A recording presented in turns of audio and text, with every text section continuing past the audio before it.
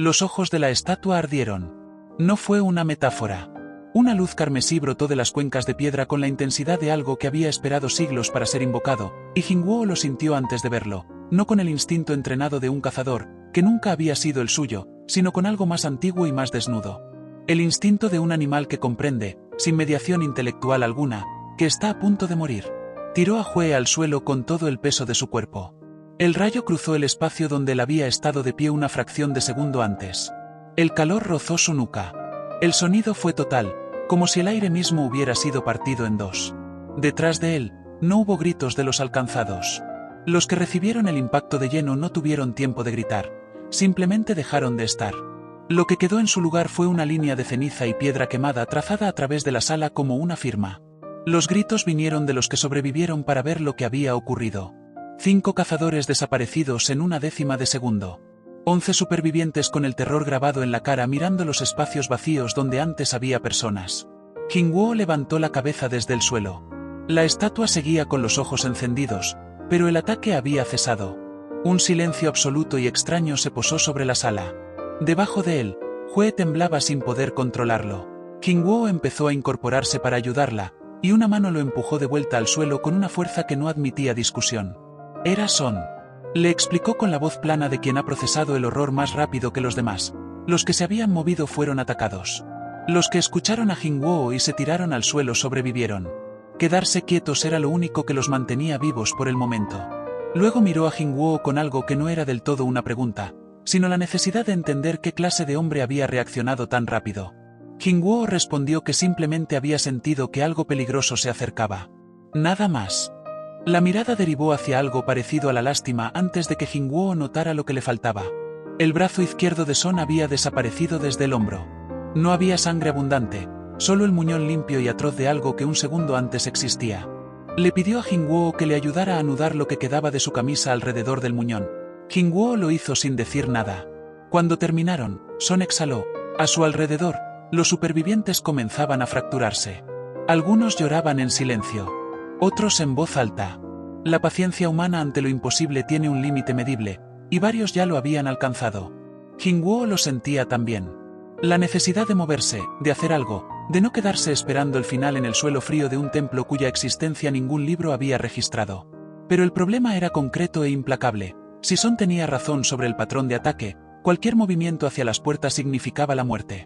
Y aunque lograran esquivar el rayo, las estatuas del círculo se habían movido con una velocidad que la vista apenas podía seguir. El pensamiento se detuvo en su cabeza de una manera extraña, como si hubiera chocado con algo. Y entonces llegó la pregunta que nadie más parecía haberse hecho. Si esa cosa podía eliminarlos a todos en un instante, ¿por qué no lo había hecho? Tenía el poder. Y sin embargo, no los había matado a todos de una sola vez. Solo atacaba bajo condiciones específicas. Había un patrón. Y los patrones eran reglas. Y las reglas estaban escritas en algún lugar. Los mandamientos del templo de Cartenon. La tabla. Son la había estado leyendo en voz alta cuando todo comenzó. Antes de que pudiera seguir desarrollando ese pensamiento, el caos interrumpió. Ho, el explorador, había llegado a su límite. Era un cazador físicamente excepcional, alguien cuyas habilidades habían llamado la atención de un gran gremio, y no era el tipo de hombre que aceptaba quedarse en el suelo esperando. Se levantó de un salto y corrió hacia las puertas con todo lo que tenía. Jingwoo giró la cabeza hacia la estatua. Como esperaba, los ojos carmesí siguieron la figura en movimiento. El rayo fue instantáneo. Lo que quedó de Ho fueron 2 pies, en el punto exacto donde el rayo lo había alcanzado. Jingwoo miraba los 2 pies con una frialdad que lo habría sorprendido si hubiera tenido espacio mental para sorprenderse. Estaba pensando, esa cosa podía hacer eso. Podía hacer eso con todos ellos. Y no lo hacía. ¿Por qué? Quizás hay normas en esta sala. Y si había normas, había una manera de cumplirlas. Pronunció en voz baja la primera línea que recordaba: adorar al Señor. Son lo miró. Jingwoo se llevó un dedo a los labios y no respondió. En su cabeza, las piezas encajaban con una lógica que todavía necesitaba verificarse. Se incorporó lentamente. Son intentó detenerlo.